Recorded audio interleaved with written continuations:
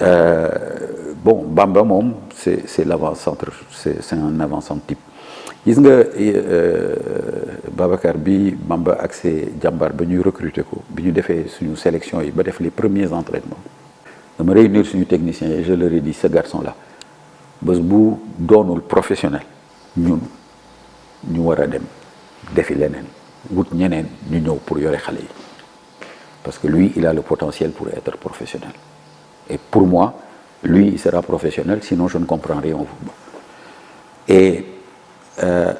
lii yàlla di def Bamba s'est blessé Bamba est resté 1 an et demi sans jouer parce qu'il s'est fait les croisés au genou droit te am nga croisé au genou droit ci xale dafay lu metti mais c'est un attaquant pur et d'ailleurs c'est un avant-centre c'est pas un joueur de couloir alors maintenant vitesse am ak explosivité am permettre na léeg-léeg ñu utiliser ko effectivement comme un homme de couloir mais bu ñu ko utiliser comme un homme de couloir na nga seetlu bu ñu ko utiliser à gauche il a beaucoup plus de possibilités et beaucoup plus d'efficacité que quand on l'utilise à droite parce que c'est pas un ailier de débordement qui centre c'est un joueur qui peut avec sa vivacité et avec son explosivité rentrer s'appuyer et frapper parce que il n'a peur de rien et il frappe dans toutes les conditions d'ailleurs à Diambar on lui reprochait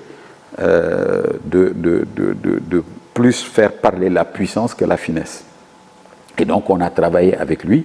pour que dans certaines circonstances qu'il n'ait pas besoin d'utiliser sa puissance de frappe parce qu'il a une frappe extrêmement puissante plus que de placer le ballon parce qu'il n'y a pas besoin effectivement de ci wàllu mental am également waaw xale la boo xam ne xale bu neex a nekkal la Bamba dafa yaru dafa tranquille ba noppi xam na li mu mën moom bés boo ko waxtaanee ak moom dina la wax mbirum penalty waxtaan yi ma ci jotoo waxtaan ak moom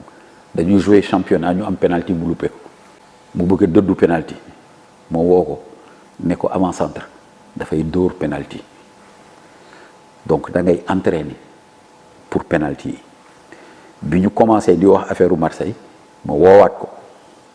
ne ko booy dem Europe da ngay imposer wu comme avant-centre mais da ngay imposer wu ci penalty yi boo demee foofu doo imposer wu ci penalty yi rek parce que da nga naan man damay dóor penalty mais da ngay imposer wu ci penalty yi en t'entraînant tous les jours de manière régulière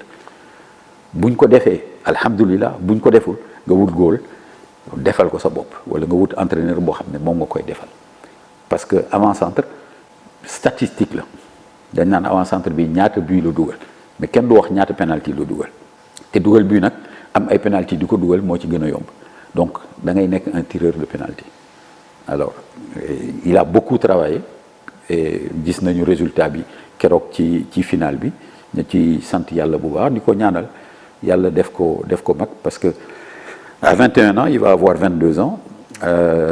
yàlla def mu dem nekk équipe du Sénégal commencé di am temps de jeu jouer finale gagner coupe bi alhamdulillah mais tout le monde sait que attaquant yaa ngi jot sa plénitude entre 25 ans 26 ans 27 ans donc yàlla na ko yàlla may wér-gu-yaram bañ mu am dog-dog comme bi mu amoon bu boobaa je pense que Sénégal am na attaquant boo xam ne attaquant bu am solo la. jërëjëf Saër Seck doon rafetlu waxtaan bi ñu am ak yow di kilifa gu mag ci footballu Sénégal 2019 nag da nga fa am loo ñu diggoon ne Sénégal bu gagné di nga ñu defal ay pompe Paris boobu 2019 fële ca Caire mujjul antu waaye ren jii nag yàlla dogal na ko ñu ngi xaar li nga xam ne moom moo di suñu pompe yi nga matal ñu ko. léegi kay da ngay andi presse bi yëpp